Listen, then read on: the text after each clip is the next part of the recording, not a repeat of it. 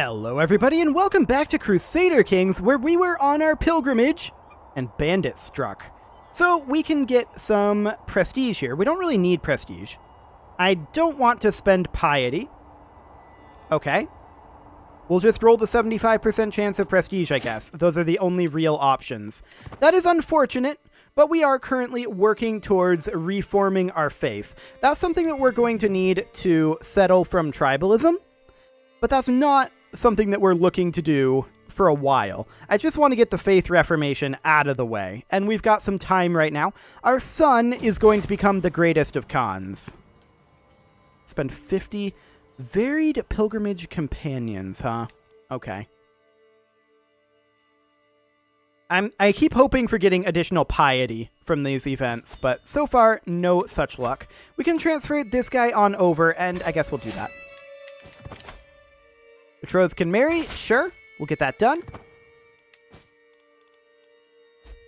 We can ransom this guy, and we'll do that as well. 875. Wow, that's a lot. We also gain Pilgrim, gaining us 10% monthly piety. And because our faith has the Ancestor Worship Tenet, we gain In the Footsteps of My Forebears. And because our faith has Esotericism, we can almost certainly, well, we can get a decent roll at becoming a wise man. We gained Pilgrim. Knowledge still eludes us, but that's okay. We're known for our dedication to our faith. So we need another 3 learning perks here. And that's going to take a little while. It's roughly 3 years per perk, so like 9 more years. We're going to be somewhat on the older side. However, we are doing quite well. If we want to reform this faith, and we'll probably change some of these, although, yeah, that does increase the cost. But we'll take a look at that a little bit later on. We'll probably try to make these... Well, actually, this isn't, I think, something that we'll do this episode. So just let me know in the comments what you think about whether we should roleplay the faith here, which would be like staying on things like male-dominated and just go for like as Mongol as we can, or if we should go for optimal faith buffs for conquering the world as quickly as possible. Up to you guys. Let me know. For now, we're going to tick forward, and it's going to be some time before we're really ready to do this. I say as I realize that this episode will come out probably after I record the next episode. Problems may be ensuing with my plan here. Well, I don't know that we'll get it next episode either. We'll see. Maybe. I mean, this guy's getting up there in years, so we do need to move quickly-ish. I'm currently leaning towards role-playing the Mongol culture. A little bit. I mean, I don't claim to be an expert on Mongol culture, but just like my impression of Mongol culture, I guess. Which is probably wildly inaccurate, if I'm honest. Probably wildly inaccurate. We have a lot of prestige and income right now. We're doing very well here, but we're just waiting at this point in order to properly launch our invasion of the world. And that'll be great. We'll be very, very pleased with that once we're able to launch our invasion of the world. And we're going to be able to spread much more quickly than we did from India. Of course, I was deliberately trying not to spread quickly from India in the beginning of that game. So there is that.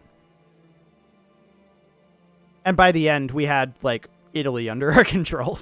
It was an extensive empire, no doubt about it. But we were running into some vassal limit issues. Vassal limit issues that we won't run into if we stay tribal.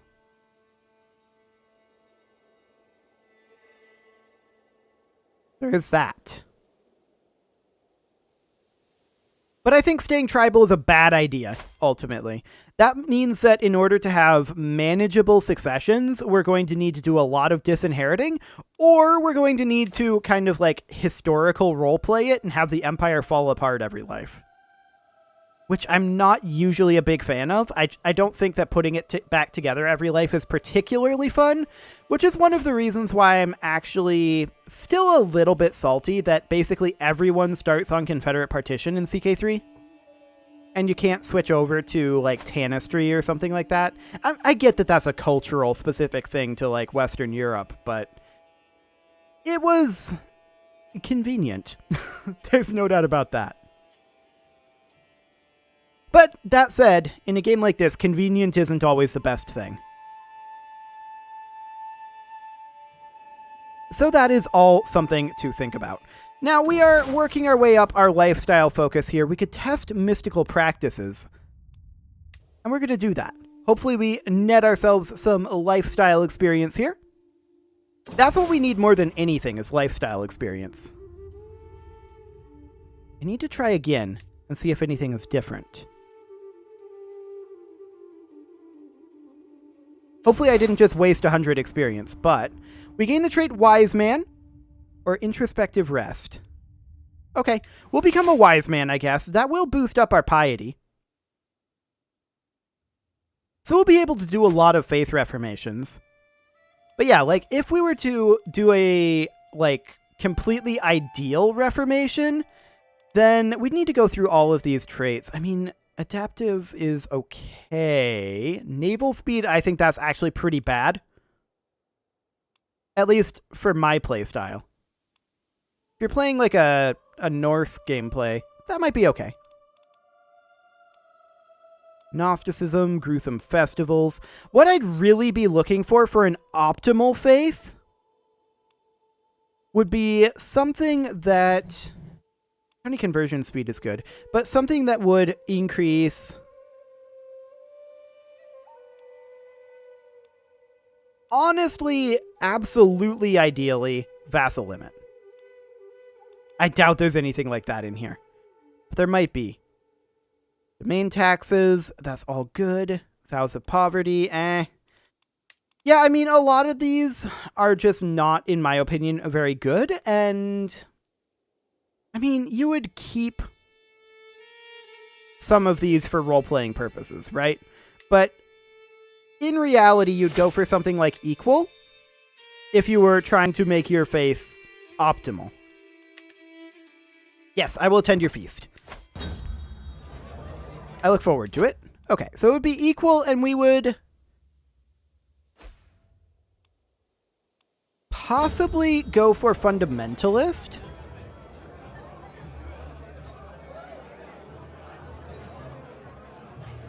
Possibly.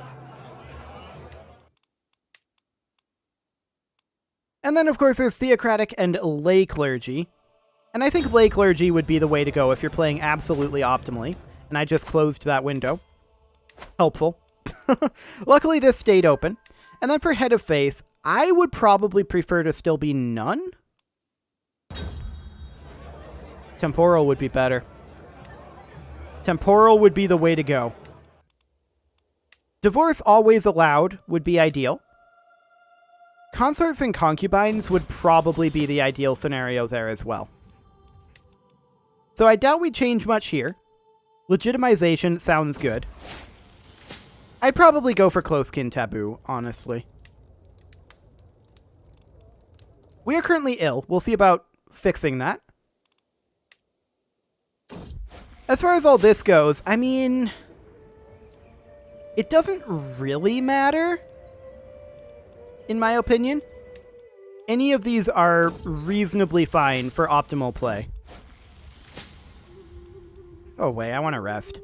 Apparently our symptoms got worse. We may end up dying here. So, I mean, any of this is fine. For deviancy, again, honestly, I think on crime doctrines, any of this is fine. I don't think that these have major gameplay ramifications, by and large. For clergy doctrines, we'd probably want something along the lines of control. That control growth is super solid. Clerical gender of either is perfect. Clerical marriage, it could be either. These, I think, don't matter. Clerical appointment being temporal and revocable, that's ideal. And then as far as the sins and virtues go, sure, whatever. So yeah, I'd have to go through every single one of these and try to figure out the correct build. But that's the overall idea of what that would look like. Is this what I think it is?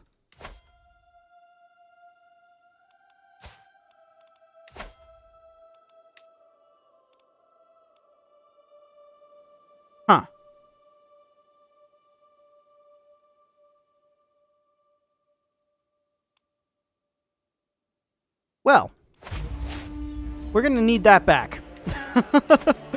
Okay, so we're going to declare war. We're going to raise up our troops right here.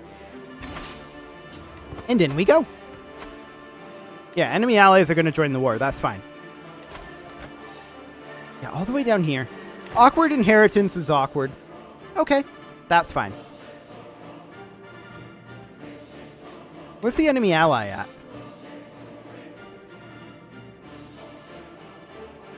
I don't even see the enemy ally. Oh, is this the enemy ally? Okay. Yeah, that's going to be really awkward for us. We're just going to siege that down. Definitely need that back brought into the fold. Are we still ill? We are. Our health is poor. We have worsened disease symptoms, which is unfortunate. We may recover, though. We're doing okay for now. Until 12 August? Okay, we'll see how that goes. We have worked up a good amount of piety. We could hold a mystical communion. Ooh, learning lifestyle experience. Do it. I think that that's worth the 100 faith. We gained 300 learning lifestyle experience. Wonderful. So we're going to grab Zealous Proselytizer. There we go. Anything else? No, looks like that's it. Hopefully, we will recover from this illness. I'm not ready for this ruler to die yet, but if it happens, it happens. It's not the end of the world. And we'll see what goes on down over here. Honestly, I may put our troops down after this and just let Ticking War Score do its thing.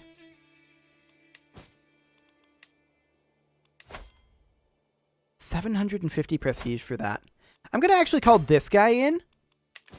That's this guy here. He's much closer, and I'm going to let him be the one that walks down over here. Yeah, he's raising up his troops.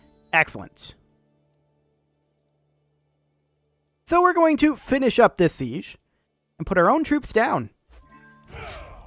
It'll take up to 9 months. That's fine. So we're at 20... Did not mean to do that. Stop gathering, everyone. Just disband. Okay, so we're at 26% war score here. And we're going to have ticking war score. And this guy, he's going to wander around. We're no longer ill. We have recovered.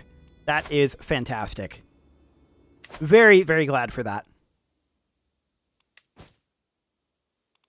We can negotiate an alliance with this gentleman, our cousin. Okay, let's do it. Sounds good to me. When can we hold another mystical communion? In 5 years. Okay. I mean, we're gaining some learning experience every month. 25 per month. We don't have any learning education. Now, if I remember correctly, this guy simply doesn't have any education.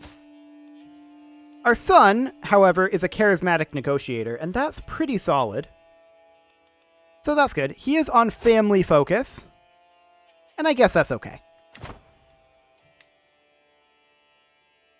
So these guys are heading on down to our enemies all the way down here. It'll be a while before they arrive, and how much do these guys actually have for troops? More than our ally does. That's awkward. Well, I'm just waiting on ticking war score. So that is what we will do then. In the meantime, are we still getting a prestige penalty from not having concubines? As a follow-up question, do we care? I think the answer is no. We're making plenty of prestige. I don't think we care. I don't want to take the risk of having another male child. We've only got the one, and that's actually ideal. Super glad about that. So this guy's continuing to head south. Ticking war score continues to be on our side, but that's going to be a while. Yeah, that war score is going to make its way up. In fact, you know what? I'm just going to go end this. We're going to raise men-at-arms and about 2,000 levy troops. Those men-at-arms will be here soon. And we're going to head on down. It's a long ways away. It's going to take a year to get there. Like a full year. But that's okay. We'll make our way down and reinforce. We don't need to have all of our troops up, and we are losing a little prestige per month, but that's fine. We need a new steward, and it'll be this gentleman. Excellent. Hello, pause menu. And the question is, just how much learning lifestyle experience can we get before we die? We are 49 right now and feeling fine. We just need 2 more. Religious icon and prophet. So I think that this reformation will definitely be a next episode thing. Our heir is unmarried. Okay. I mean, we can do something about that. And this is actually a decent marriage here. Let's do it. Ah, our daughter-in-law died. That's why. Sounds good. So we'll put this guy in as our spy master. He is our cousin as well. And we can host a feast. So we shall. Welcome, friends!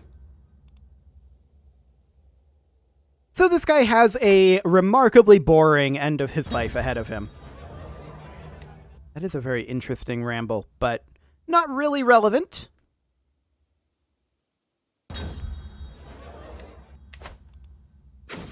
But yeah, we're mostly just waiting at this point for our next life, when things will become explosive. Now this guy is currently at Distinguished. The next level is Illustrious, of course. Exalted Among Men is the 5th level of fame. He is currently at the 3rd level of fame. So we'll let him work that on up. How are we doing coming on down here? We're a long ways away still. A very long ways away. War score puts us at 48% now. And it's going to continue to be a long time before we can wrap this war up. I would like to hold another pilgrimage, but that's going to be 11 years. I don't know that we're going to survive that long. We can almost certainly hold another mystical communion. I mean, we could survive 11 years. That would only put us at 60. But that is getting up there for Crusader Kings. Okay, our ally is arriving. Ooh, 50 learning lifestyle experience or 25 and 250 piety. I'm actually going to take the learning lifestyle experience, I think. Well, no, I've changed my mind. We're going to take the faith here. Excellent. And the reason I want to do that is because we want as much faith as possible for Reformation. Can revoke landed titles from evil infidels without incurring tyranny. Interesting. But I do think pluralist is where we're going to leave this. That'll vassalize infidel rulers in the target area instead of seizing their land. That said, there's some good arguments for fundamentalist. That's for sure.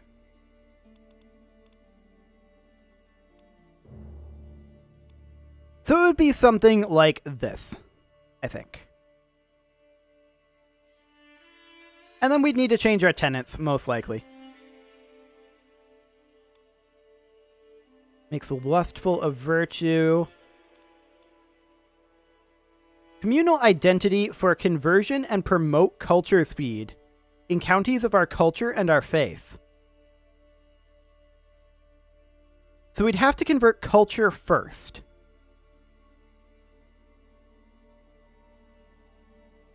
That would actually be an interesting thing instead of esotericism.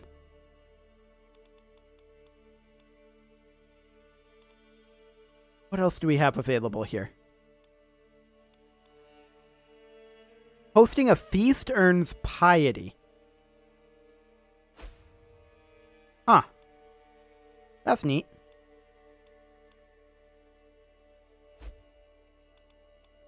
That's definitely neat.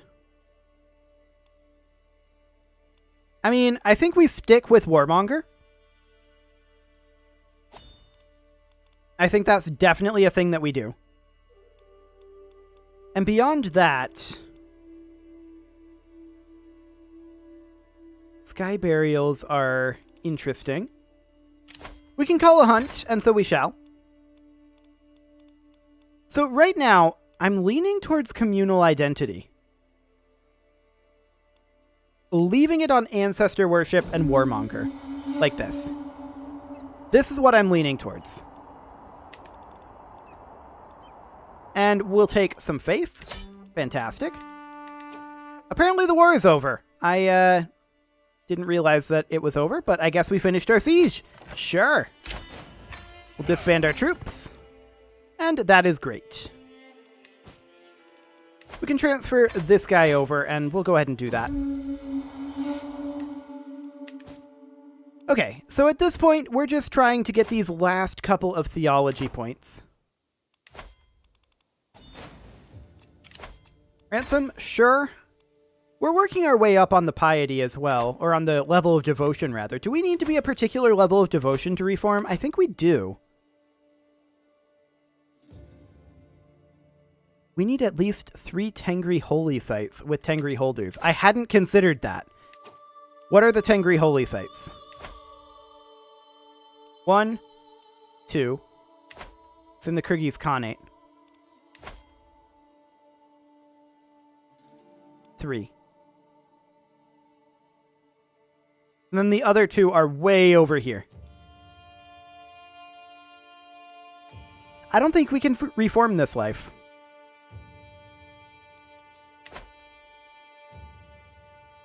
I think that has to be a thing that happens after the Mongol invasion. Okay, well, that's going to be interesting.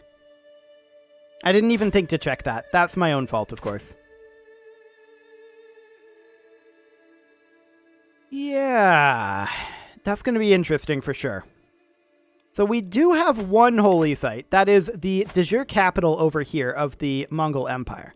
So this is a Tengri holy site. The next one is over in this region, and then the other one's over here that we could easily get to. But I think we need the Mongol invasion to do that. Okay, so we're pretty much just waiting for this guy to die then. Sounds good.